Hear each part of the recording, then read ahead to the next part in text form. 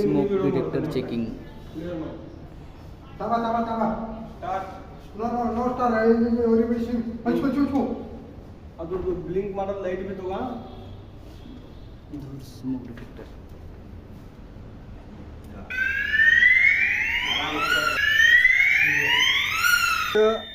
Silent password आला 5 4 3 2 1 inter. हा झाला सायलेंट. आता तिकडे जायचं. हा हो काय सायलेंट केलाय. सायलेंट क्लीन काढायचं. करायचा.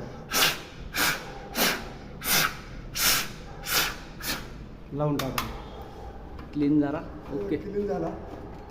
हा असा बसला लॉक झाला. आता रिसेट कर. रिसेट केल्यावरच फॉल्ट सॉल्व होणार आहे. रिसेटचं बटन आहे इथं. तर save number 5 4 3 2 1 inter.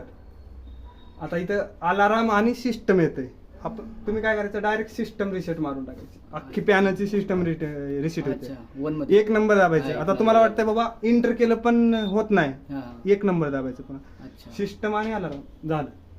Fire alarm control panel आता ओपन होतं. सगळं क्लिअर झालं. आता बॅटरीचा फॉल्ट येते फक्त. अच्छा. ते डायरेक्ट एंटर 1 2